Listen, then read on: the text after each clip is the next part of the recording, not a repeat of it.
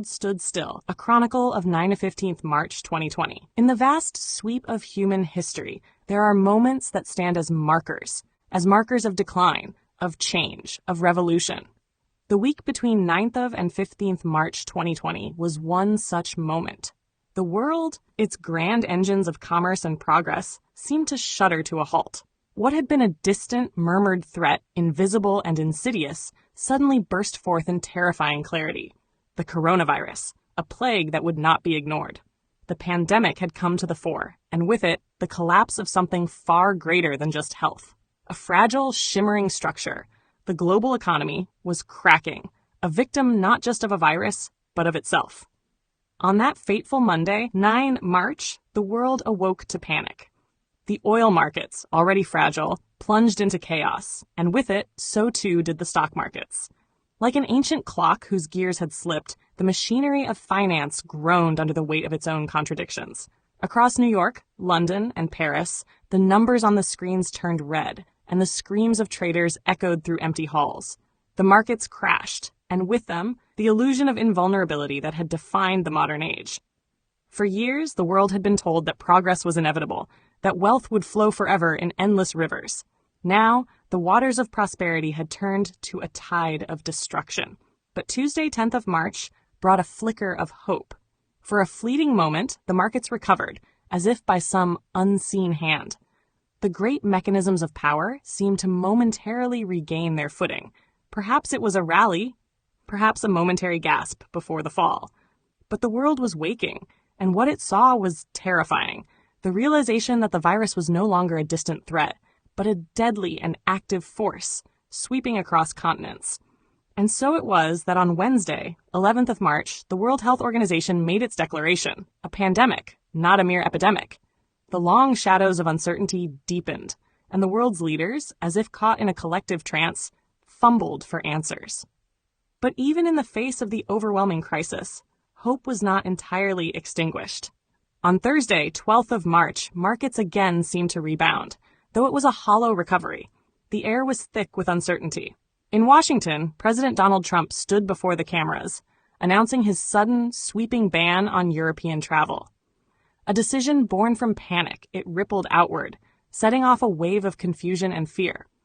Airlines stopped their engines, tourism ground to a halt, and global trade, that great lifeblood of civilization, faltered in its tracks. The world was no longer moving forward. It was suspended in a moment of deep, painful reflection, with no clear resolution in sight. Friday, 13th of March, arrived, a day when despair seemed to creep up on the very edges of hope.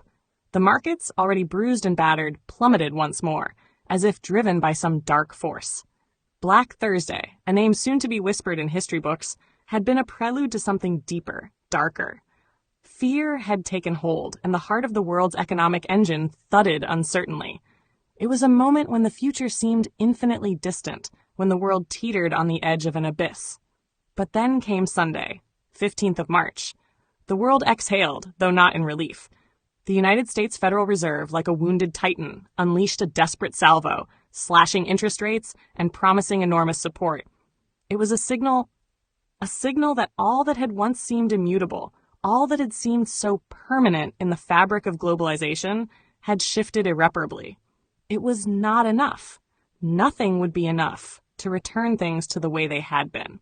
In the space of just 7 days, the myth of the invincible economy, the myth of global stability, had been shattered. It was not the virus alone that had broken the world. It was the vulnerability that had been exposed in its wake. The brittle, interconnected systems that had been built on foundations that were never as secure as they seemed.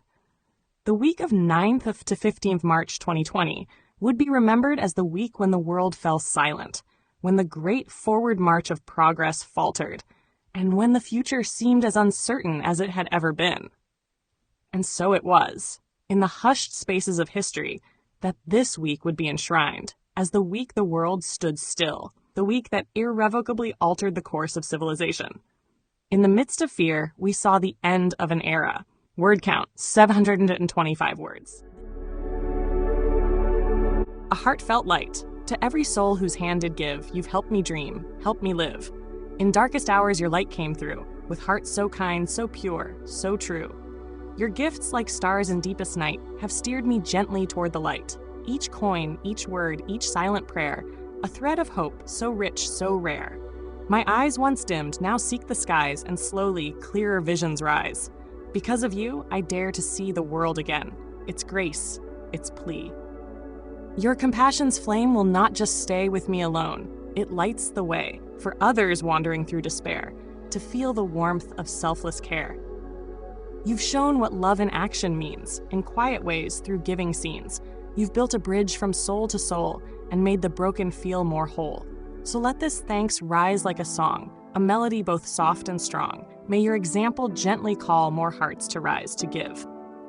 To fall into the joy of lifting pain, of planting hope where none remains. Your kindness walks beside me still, a light, a love, a living will.